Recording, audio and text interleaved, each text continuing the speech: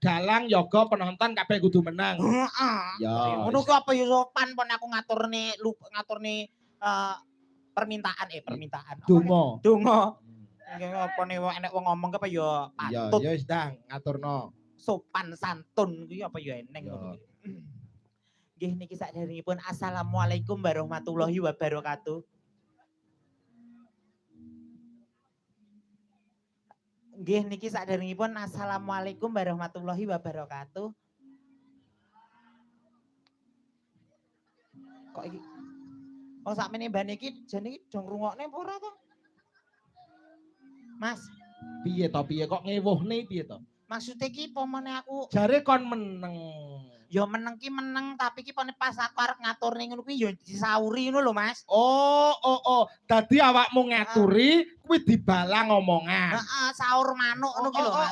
Awakmu omong disaur manuk. Saur manuk ngono kuwi lho Mas. Rungokne Den.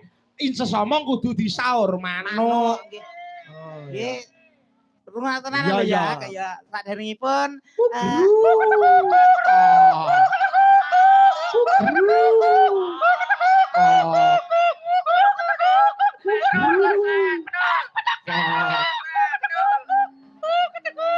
Hei! Itu kayak barongan. Ya krik. Maksudnya saur manuknya orang sing ngono kuwi lho Mas. Sabar Bang. Maksudnya pon aku omong ki disaut ngono lho Mas. Oh dibalang omongan. Heeh, dibalang omongan ngono lho Mas. Oh ya. Dadi inces omong dibalang. Oke, siap. Nggih niki sadèrèngipun assalamualaikum.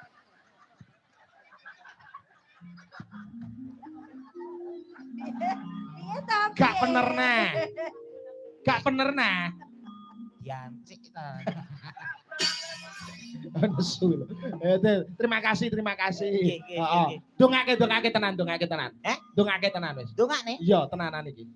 Wong kok dongane mau sampe mbane iki? Iya. Urip kowe muntir kok dongane mau sampe mbane. Nyawang uripe luput kok ngene kok.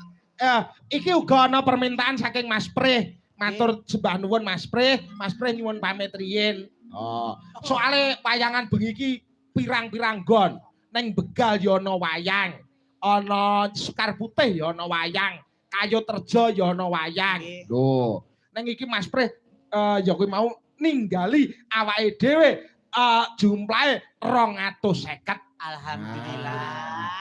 Mas Prih Dewan ninggali awake dhewe 250 sindene ana 1 2 3 4 200 didong 4 kok ketoke dadak golek kepiar timbangane golek kepiar luwih becik tak gembole dhisik. Oh gak Mas.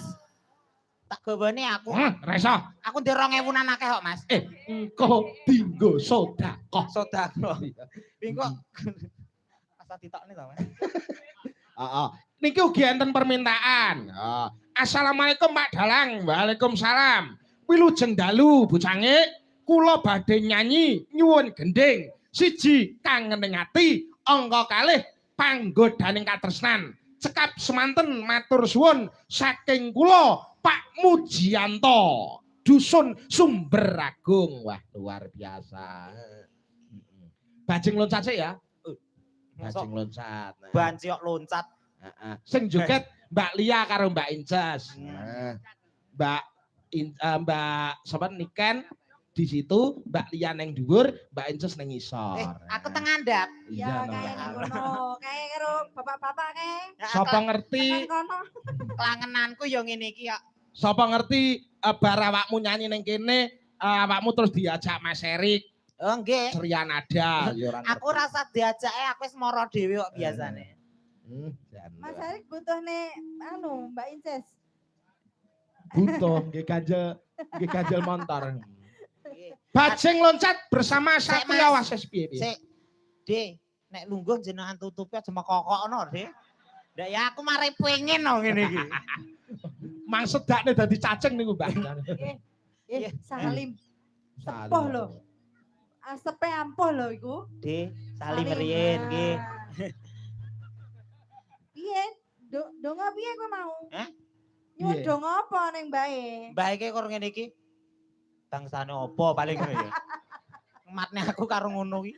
Wujude kaya ngono. Yuk digarap bajing loncat. Oke, yuk Mas Ian. Malu, yuk.